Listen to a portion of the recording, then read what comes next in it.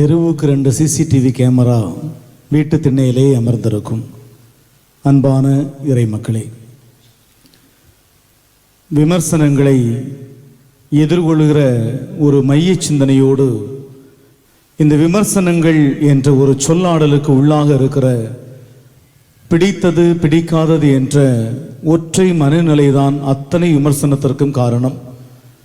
என்னுடைய குழந்தை உருண்டு படுத்தாலே அழகு, பக்கத்து வீட்டு குழந்தை 10 பல்ட்டி அடித்தாலும் அது அழகில்லை என சொல்கிற மனநிலையில் தான் மனிதன் வாழ்ந்து கொண்டிருக்கிறான். என்னுடைய பிள்ளைகள், என்னுடைய கணவன், என்னுடைய குடும்பத்தார் செய்வது அனைத்துமே சிறப்பானது. ஆனால் எதிர் வீட்டுக்காரன், அடுத்தவன், அந்த தெருவில் உள்ளவன் சாதித்து விட்டால் கூட இது என்ன என விமர்சிக்கிற உலகில் இருக்கிறோம். எனவேதான் நீங்கள் யாராவது சொல்லி கேட்க வேண்டுமானால் வழியில் இருக்கிற பிச்சைக்காரன் சொன்னாலும் கேட்பீர்கள். நீங்கள் யார் சொன்னாலும் கேட்க வேண்டாம் என்று உங்கள் மனது இருந்தால் திருவள்ளுவர் சித்தப்பனாக இருந்தாலும் கேட்க மாட்டோம். எனவே இது நம்முடைய மனநிலையினுடைய வெளிப்பாடுகள் தான் விமர்சனங்களை முன்வைப்பது. இந்த விமர்சனங்கள் வரும் வழியை சிந்திக்கிற வேளையில் காலம் முழுவதும் சொல்லுகிற ஒரு கதையோடு ஆரம்பிப்போம். நீங்களும் கண்டிப்பாக அதை கேட்டிருப்பீர்கள், கேட்காமல் இல்லை. ஆனால் இந்த கதை தான் இந்த மைய சிந்தனைக்கு மிக பொருத்தமானது என்பதில் மாற்று கருத்து இல்லை. அப்படி என்ன ஒரு கதை? காலம் முழுவதும் சொல்லப்படுகிறதை விமர்சனம் செய்கிறவர்களை எவ்வாறு அணுகுவது, எவ்வாறு பார்ப்பது, எப்படி விமர்சனம் வருகிறது என்பதை இந்த கதை அழகோடு சொல்லும். ஒரு தகப்பனும் மகனும் கழுதை விற்பதற்காக பயணிக்கிறார்கள். மிக எளிமையான பயணம். தகப்பன் நினைக்கிறான், இதோ 2 பேரும் நடந்து செல்கிறோம், வெயிலின் கொடுமை பரவாயில்லை. மகனை கழுதையின் மீது ஏற்றி வைத்துவிட்டு தகப்பன் கழுதையை அழைத்து செல்கிறான். எதிரே வந்த ஒருவன் சொல்கிறான், காலம் கலிகாலமாக இருக்கிறது. அப்பன் நடந்து செல்கிறான், மகன் கழுதையில் செல்கிறான். இந்த நாடு எப்பொழுது திருந்த போகிறது? இந்த பிள்ளைகள் எல்லாம் எப்பொழுது தகப்பனுக்கு மரியாதை கொடுக்க போகிறார்களோ தெரியவில்லை என்று விமர்சித்து விட்டு கடந்து செல்கிறான். மகன் சொல்கிறான், அதுவும் சரிதான் அப்பா, நீங்கள் கழுதையில் இருந்தால் சரி, நான் இருப்பது சரியல்ல. எனவே தகப்பன் கழுதையை மீது ஏற மகன் கழுதையை அழைத்து செல்கிறான். வழியில் வந்தவன் சொல்கிறான், நீ எல்லாம் ஒரு அப்பன், பெத்த பிள்ளை நடந்து வருகிறது, நீயோ கழுதை மீது வருகிறாய், என்ன மனதை ஆண்டவன் உனக்கு கொடுத்திருக்கிறான் என்று விமர்சனம் செய்தான். தகப்பன் நினைத்தான், அதுவும் சரிதான், மகன் நடந்து வர நான் கழுதையில் வந்தால் எப்படி? எனவே மகனையும் நீயும் ஏறி என சொல்லி 2 பேரும் கழுதை மீது பயணிக்கிறார்கள். எதிரே வந்தவன் சொல்கிறான், விலங்கென்று கூட மனதில் உன்னுடைய மனதில் ஒரு எண்ணம் இல்லையே, மாடு போல் இருக்கிற 2 பேரும் ஒரு சாதாரண கழுதை மீது ஏறி அமர்ந்திருக்கிறீர்களே, இதெல்லாம் என்ன மனது? கொஞ்சம் கழுதைக்கு இரக்கம் காட்டக்கூடாதா என்று விமர்சனம் செய்துவிட்டு அவனும் கடந்து செல்கிறான். வழிப்போக்கன் சொன்ன வார்த்தையை கேட்ட தகப்பன் சொன்னான், அதுவும் சரிதான், 2 பேரும் கழுதை மீதே சென்றோம் என்று சொன்னால் ஊரார் நம்மை விமர்சிப்பார்கள். எனவே 2 பேரும் கீழே இறங்கிவிட்டு கழுதையினுடைய கால்களை கட்டி தோளிலே தூக்கி கொண்டு நடக்க ஆரம்பித்தார்கள். எப்படி அழைத்து சென்றாலும் பிரச்சனை தானே. காரணம், கழுதையை மட்டும் அழைத்து சென்றால் என்ன சொல்வார்கள்? கழுதை சும்மா போது எவனாவது ஒருத்தர் ஏறி போக வேண்டியதானே என்று சொல்வார்கள். எனவே கழுதையை தூக்கி கொண்டு பயணிக்கிறார்கள். சந்தையில் இருந்த அத்தனை பேரும் சிரித்தார்கள், அடமுட்டாள்களே, கழுதையின் மீது ஏறி வந்திருக்கலாமே, கழுதையை தூக்கி கொண்டு வருகிறீர்களே என்று சொல்லி. என்ன செய்தாலும், நீங்கள் எப்படி இருந்தாலும், நீங்கள் எந்த ஒரு காரியத்தை நீங்கள் முன்னெடுத்து சென்றாலும் வழிப்போக்கர்கள் வந்து கொண்டே இருப்பார்கள். நம்முடைய எண்ணம் வழிப்போக்கனுக்காக பதில் சொல்லி சிந்தித்து நம்முடைய வாழ்க்கையை இழந்து விடக்கூடாது. என்னுடைய வாழ்க்கை வழிப்போக்கன் ஒருவனுடைய விமர்சனத்திற்காக நின்றுவிடக்கூடாது. ஆனால் நான் சொன்னதை போல தெருவுக்கு 2 சிசிடிவி கேமரா இருக்கத்தான் செய்யும். அது இல்லாமல் சமூகத்தை பார்க்க முடியாது. ஒரு ஸ்டேஜ் ஊர்ல இருந்தா அந்த ஸ்டேஜ் படியில 10 பேர் காலையில சாயங்காலம் உட்கார்ந்து இருப்பாங்க. அவங்களுக்கு வேற என்ன வேலை?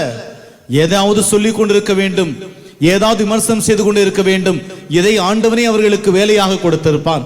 எனவே இந்த மைய சிந்தனையில் இந்த விமர்சனங்களை எதிர்கொள்வதில் வேறு யாரையும் முன்னோடியாக கொள்ள தேவையில்லை. தாய் மரியாளோடு பயணிப்போம். அது எப்படி அன்னை மரியாள் இந்த விமர்சனங்களை எதிர்கொண்டாள் என்று சொன்னால், 5 சிந்தனைகளை 5 இடங்களில் தாய் மரியாளுடைய இந்த விமர்சனத்தை எதிர்கொண்ட மனநிலை நம் ஒவ்வொருவருக்கும் தேவை. முதல் மனநிலை, முதல் வார்த்தை அன்னை மரியாளிடம் சொல்லப்பட்டது, சத்திரத்தில் உங்களுக்கு இடமில்லை. அன்புக்குரிய இறை மக்களை, இந்த வார்த்தை எளிமையாக எடுத்துக் கொள்ளாதீர்கள். சத்திரத்தில் உங்களுக்கு இடமில்லை என்று அன்னை மரியாளுக்கு ஒரு செய்தி சொல்லப்படுகிறது. அதற்கு முந்தைய இறை வார்த்தைக்கு பயணிப்போம். அருள்மிகு பெற்ற மரியே வாழ்க, ஆண்டவர் உம்மோடு இருக்கிறார், பெண்களுக்குள் நீர் பேர் பெற்றார். எல்லாம் புகழான வார்த்தைகள், அதுவரை வானதூதருடைய அன்பு வார்த்தைகள். ஆனால் ஒரு சத்திரக்காரன் சொல்கிறான், உனக்கு இங்கு இடம் இல்லை. அன்னை மரியாளுக்கு கோபம் வந்திருக்க வேண்டும், எரிச்சல் வந்திருக்க வேண்டும். ஆண்டவன் நல்வார்த்தைகளை வானதூதர் வழியாக அடுக்கி அடுக்கி சொன்னாரே, எல்லா வார்த்தையும் நம்பிதானே நான் ஆண்டவர் அடிமையை ஏற்றுக்கொண்டேன். ஆனால் ஒரு சத்திரக்காரன் சொல்கிறான், உனக்கு சத்திரத்தில் இடமில்லை. ஒரு பெண்மை வாழ்க்கையை எதிர்கொள்கிறது. வசதிகளும் வாய்ப்புகளும் நல்ல வார்த்தையும் கேட்கக்கூடிய மனம் ஏன் விமர்சனத்தை கேட்க மறுக்கிறது? புகழ் வார்த்தைகளை நீ நன்றாக இருந்தாய், நன்றாக செய்தாய் என புகழ் வார்த்தையை சொல்கிற வேளையில் எல்லாம் ஏற்றுக்கொண்ட சமூகம் விமர்சனம் செய்கிற வேளையே சோர்ந்து போகிறோம். அன்னை மரியாள் சொல்லி தருகிறாள், இருக்கட்டும், அடுத்த சத்திரத்தை பார்ப்போம். ஒன்றுமில்லை என்று சொன்னால் மாட்டு தொழுவத்திலாவது இருப்போம். இதுதான் மனநிலை. நல்ல வார்த்தைகளை சொன்ன கடவுள் ஏன் இந்த வார்த்தை எனக்கு கொடுத்தார் என அந்த விமர்சனத்திற்காக நின்று யோசிக்கவில்லை. அடுத்த கணம் குழந்தையை பெற்றெடுக்க வேண்டுமே, நம்முடைய பயணம் இருக்க வேண்டுமே, கடவுளுடைய வார்த்தையை வாழ்வாக்க வேண்டுமே, இந்த பயணத்திலே மரியாள் பயணிக்கிறார். ஆனால் நாம் நம்முடைய வாழ்க்கையில் எப்பொழுதெல்லாம் மனிதர்கள் பாராட்டுகிறார்களோ அப்பொழுதெல்லாம் அந்த புகழ் வார்த்தையை வாங்கி கொண்ட நாம் விமர்சனம் என்று சொன்னவுடன் கடவுளையே பழிக்கிறோம்.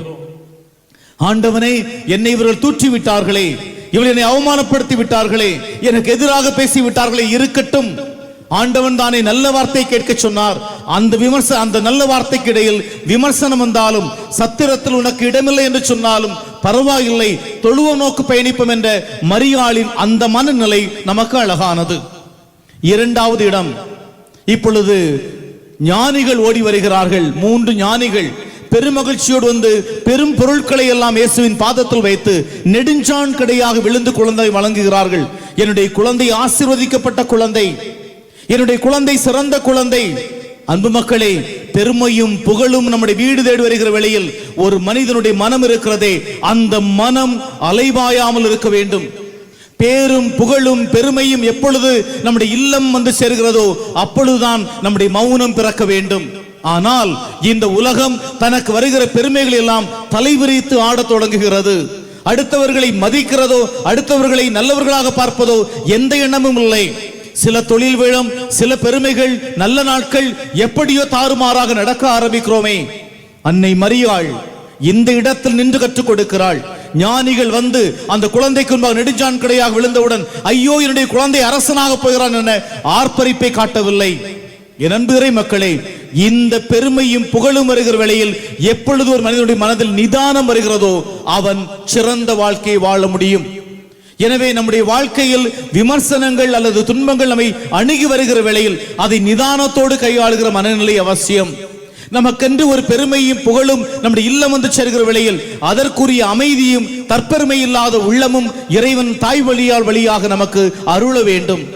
மூன்றாவது இடம், இடையர்களுக்கு செய்தி சொல்லப்படுகிறது. இடையர்கள் மகிழ்ச்சியோடு வருகிறார்கள் அன்னை மரியாளை பார்ப்பதற்காக. வானதூதருடைய குரல் சொல்லப்பட்டது, இதோ பிறந்திருக்கிற குழந்தையை ஒரு மீட்பராக பார்க்க வருகிறோம். பிறந்த குழந்தை எப்படி வளருவான், எப்படி இருப்பான் எதுவும் தெரியாது. ஆனால் இந்த குழந்தை மீட்பராக அறிவிக்கிற வேளையில் கூட அன்னை மரியாள் உள்ளத்தில் இருத்தி சிந்திக்கிறாள். என்னுடைய குழந்தையினுடைய எதிர்காலம் எப்படி இருக்க வேண்டும், என்னுடைய குழந்தையினுடைய அடுத்த கட்ட நகர்வுக்காக நான் என்ன செய்ய வேண்டும். அன்புக்குரியவர்களே, மகிழ்ச்சியை நாம் மனதில் வைத்திருக்க வேண்டும். அதை மூளைக்கு செலுத்தினால் ஆணவம் பிறக்கும். எப்பொழுது பெருமகிழ்ச்சியை நீங்கள் மூளைக்குள் கொண்டு போகிறீர்களோ, எனக்கு தான் சிறந்த மகிழ்ச்சி கிடைத்தது என ஆர்ப்பரித்து சொல்கிறோமோ, அந்த இடம்தான் வீழ்ச்சியினுடைய இடம். ஆணவம் ஒரு மனிதனை எப்பொழுதுமே வீழ்ச்சிக்கு உள்ளாக்கும். இந்த இடத்தில் தாய் மரியாள் இந்த பெரும் வார்த்தைகளை பெருமையோடு கேட்கிறாள். இந்த வார்த்தைக்கு பின்னால் இருந்து அடுத்த கட்டமான தன்னுடைய குழந்தையை மீட்பராக வழிநடத்துகிற பணியை செய்ய ஆரம்பிக்கிறாள். அந்த குழந்தையை ஞானத்தோடு வளர்க்கிற பெருமணியை ஆற்றுகிறார். பிறந்திருக்கிற குழந்தைகளை பற்றி என்ன வார்த்தை சொன்னார் என்பதை விட என்னுடைய குழந்தை இந்த திசை நோக்கி அழைத்து செல்ல வேண்டும் என ஒவ்வொரு தாயும் தகப்பனும் நின்று நிதானித்து சிந்திக்க வேண்டும். அடுத்ததாக, உன்னுடைய உள்ளத்தை ஒரு வாழ் ஊடுருவி பாயும். அன்னை மரியாளுக்கு சிமியோன் சொன்ன வார்த்தை, இந்த குழந்தை பலருடைய வீழ்ச்சிக்கும் எழுச்சிக்கும் காரணமாக இருக்கும். இந்த குழந்தை எதிர்க்கப்படும் அடையாளமாக இருக்கும். உன்னுடைய உள்ளத்தை ஒரு வாழ் ஊடுருவி பாயும். அன்னை மரியாளுடைய மறுகேள்வி உள்ளத்தில் கேட்டிருக்க வேண்டியதானே, ஏன் யோசேப்பை ஒரு வாழ் ஊடுருவி பாயக்கூடாது? ஏன் எனக்கு மட்டும் இந்த துன்பம்? இதுதானே நம்முடைய விமர்சனத்தில் வருகிற மிகப்பெரிய கேள்வி. நான் நல்லதுதானே சொல்ல வந்தேன், நான் நல்லதுதானே பெற்றெடுத்தேன், சிறந்ததை தானே கொடுக்க வந்தேன், எனக்கு ஏன் துன்பம்? எனக்கு ஏன் வாழ் ஊடுருவ வேண்டும்? எனக்கு ஏன் என்னுடைய வாளினுடைய உள்ளத்தை ஊடுருவி சொல்ல வேண்டும்? அடுத்தவருக்கு ஏன் அந்த துன்பம் இல்லை? இதுவல்ல வாழ்க்கை. நாம் நம்முடைய வாழ்க்கையை எதிர்கொள்கிற மனநிலை தான் அவசியமானது.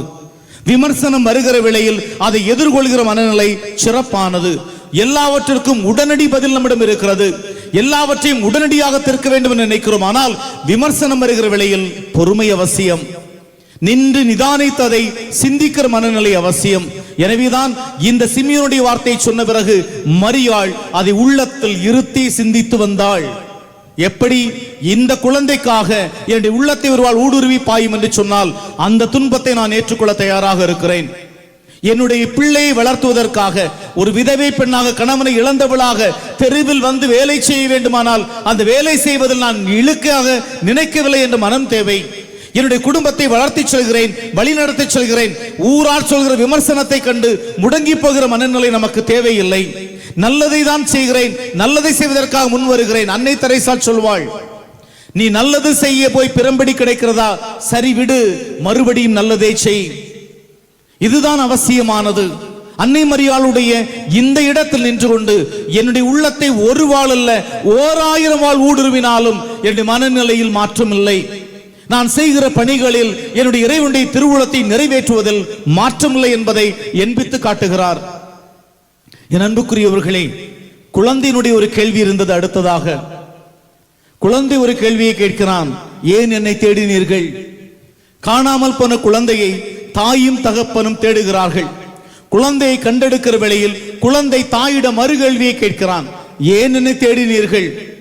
நான் என்னுடைய தகப்பனுடைய தந்தையினுடைய அலுவலில் ஈடுபட்டிருந்தேன். இறைவார்த்தை சொன்னால் கூட இந்த இடத்தில் தாயும் மகனும் ஒரு போராட்டத்தை முன்னெடுத்திருக்க வேண்டும்.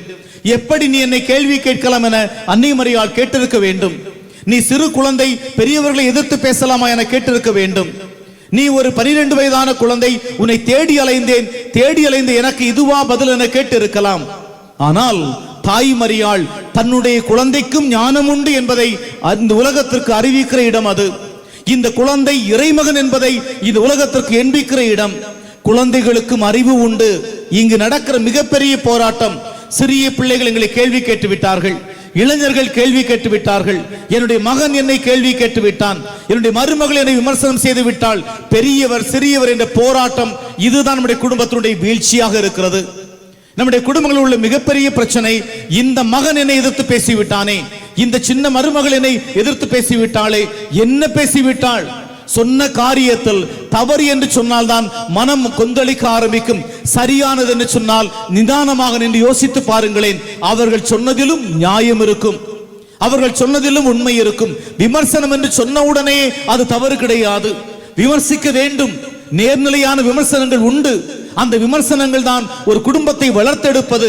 ஒரு தகப்பனோ தாயோ விமர்சிக்கிறார்கள், ஏன் குழந்தை விமர்சிக்கிறான் என்று சொன்னால் அந்த விமர்சனத்திலே நல்லதை பார்க்க வேண்டும். கலீல் ஜிப்ரான் சொல்வான், ஒரு குழந்தை பிறக்கிறது என்று சொன்னால் உங்கள் மூலமாக, உங்கள் வழியாக இந்த உலகத்திலே குழந்தை வருகிறது. அந்த குழந்தை உங்களுடைய குழந்தை அல்ல, அது கடவுளுடைய மறுபிறப்பு. அப்படியானால் பிறந்திருக்கிற குழந்தையை இறைமகனாக பார்க்க வேண்டிய கண்கள் வேண்டுமானால் என்னுடைய குழந்தை கேட்ட கேள்வியிலும் நியாயம் உண்டு என்ற அன்னை மரியாளுடைய மகத்தான மனநிலை, அதுதான் இன்று நமக்கு தேவை. இந்த மனநிலை நமக்கு இருந்தால் நிச்சயமாக நம்முடைய குடும்பத்தில் பிரச்சனைகள் கிடையாது. தகப்பன் தாய்கள் பிள்ளைகளுக்கிடையே பிரிவினைகள் கிடையாது. இளைஞர்கள் பெரியவர்கள் என்ற பேதங்கள் கிடையாது. சின்ன பிள்ளைகள் ஒருவேளை ஒரு கேள்வியை கேட்கிற காரியத்தை அவன் சொல்வதில் நியாயம் இருக்கிறார், நிதானமாக யோசியுங்களேன். ஏன் அவசரம்? ஏன் அவசரமாக இந்த விமர்சனத்திற்கு பதில் கொடுக்க நாம் புறப்பட்டு செல்கிறோம்? விமர்சனம் இல்லாத இடங்களே கிடையாது. எல்லா இடத்திலும் விமர்சனம் உண்டு. நான் சொன்னேனே, கழுதையை அழைத்து சென்றவன் பட்ட பாடு போல் நீங்கள் எதை செய்தாலும் விமர்சனம் உண்டு. நீங்கள் ஒருவேளை உண்கிற உணவிலிருந்து உடுக்கிற உடையிலிருந்து எல்லாவற்றையும் இந்த உலக விமர்சனம் செய்யும். அதற்காக எல்லாம் சொல்வார்களே, தெருவில் போகிற நாய், குறைக்கக்கூடிய நாயை கண்டு பயந்தால் தெருவில் நடக்க முடியாது நம்மால். எனவே விமர்சனத்திற்கு பயந்து வாழ்வதல்ல. அன்னை மரியாள் இந்த இடத்தில் என்னுடைய குழந்தைக்கும் அறிவு உண்டு என்பதை இந்த உலகத்தில் சொல்கிற செய்தி, குழந்தைகளுக்கும் இளையவர்களுடைய வார்த்தைகளுக்கும் நீங்கள் செவி கொடுங்கள். இந்த 5 இடங்களுடைய இன்னும் சொல்லலாம். தாய்மரியாளுடைய பயணத்தில் நிறைய வார்த்தைகளை சொல்லலாம். ஆனால் குறைந்தது இந்த 5 இடங்களிலே அன்னை மரியாள் காத்த ஒரு மௌனம் இருக்கிறதே, அதுதான் விமர்சனத்தை எதிர்கொள்கிற சிறந்த வழி. மனுஷபுத்திரன் ஒரு அழகான கவிதையை சொல்வான். நீங்கள் சொல்கிற வார்த்தைகளை கேட்டு அழுகை வராமல் இல்லை. நீங்கள் சொல்கிற வார்த்தைகளை எல்லாம் கேட்டு எங்களுக்கு அழுகை வராமல் இல்லை. அழுகை வருகிறது, ஆனால் உங்களுக்கு முன்பாக அழுதுவிடக் கூடாது என்ற வைராக்கியம் என்ற மனதில் உண்டு. நீங்கள் சொல்கிற விமர்சனங்களால் அழுகை வருகிறது, ஆனால் உங்களுக்கு முன்பாக அழுதுவிடக் கூடாது என்ற வைராக்கியம் மனதிலே உண்டு. விமர்சனம் செய்கிற வேளையில் இந்த வைராக்கியம் நமக்கு தேவை. நீ சொல்லுகிற வார்த்தையினால் என்னுடைய முன்னேற்றத்திலே ஒருபடி கூட உன்னால் தடுக்க முடியாது என்பதை எண்பிக்க வேண்டும். நீங்கள் சொல்கிற வார்த்தைகளை கேட்டு என்னுடைய வாழ்க்கை பயணம் நின்று விடாது என எண்பிக்க வேண்டும். உங்கள் விமர்சனங்களை கண்டு என்னுடைய நல்ல குணத்தை மாற்ற முடியாது என்பதை எண்பிக்க வேண்டும். நீங்கள் சொல்கிற வார்த்தைகளை கேட்டுவிட்டு அப்படி வீட்டிலே முடங்கி கிடக்கிற வெறுமனை ஒரு சாதாரண பிள்ளையாக கடவுளினை உருவாக்கவில்லை என்பதை எண்பிக்க வேண்டும். இன்று தொழில் இல்லை, இந்த மாதம் இல்லை, இந்த ஆண்டு இல்லை, அடுத்த ஆண்டு கரை சேர்கிற வேளையில் என்னுடைய குடும்பத்தை கரை சேர்க்கக்கூடிய அளவிற்கு நம்பிக்கையோடு வருவேன் என்ற அந்த வைராக்கியம் தேவை. ஆனால் நாம் என்ன செய்கிறோம்? சிறு சிறு காரியங்களுக்காக விழுந்து போகிறோம், சிறு சிறு செயல்களுக்காக வீழ்ச்சி அடைகிறோம். இந்த இடத்திலே நின்று தாய் மரியாளுக்கு முன்பாக நானுமே சிந்தித்து பார்ப்போம். நமக்கு வருகின்ற விமர்சனங்களில் மௌனம் அவசியம். மௌனத்தோடு அதை சந்திப்போம். இரண்டாவது, பொறுமை அவசியம். உடனடி பதில் ஒரு பொழுதும் பயன் தராது. மூன்றாவது, விமர்சனங்களை நேர்நிலையாக எதிர்கொள்வோம். ஆமேன்.